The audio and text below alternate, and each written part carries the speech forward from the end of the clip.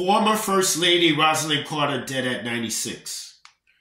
Former First Lady Rosalynn Carter, the closest advisor to Jimmy Carter during his one term as U.S. President and their 4 decades thereafter as global humanitarian, has died at the age of 96. The Carter Center said she died Sunday after living with dementia and suffering many months of declining health. The statement announcing her death said she died peacefully with family by her side at 2:10 p.m. Sunday at her rural Georgia home of Plains.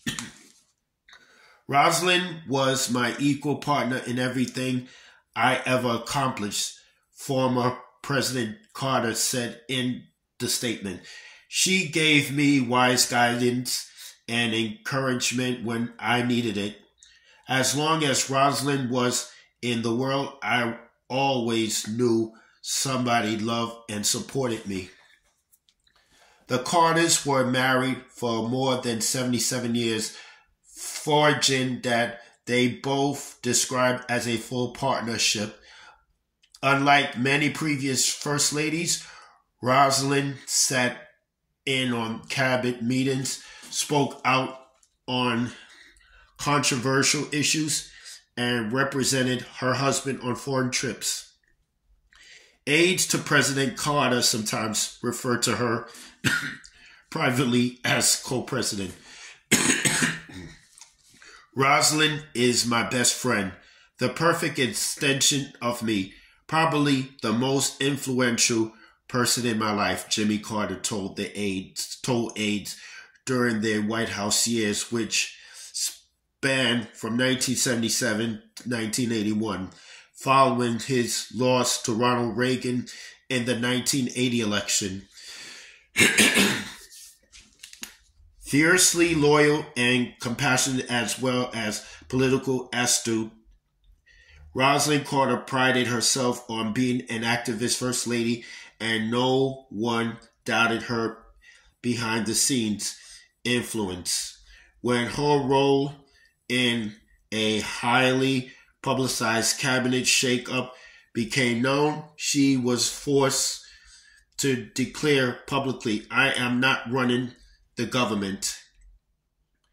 Both Carters said in their later years that Rosalynn had always been the more political of the two. After Jimmy Carter's landslide defeat in 1980, it was she, not the former president, who contemplated an implausible comeback, and years later she confessed to missing their life in Washington.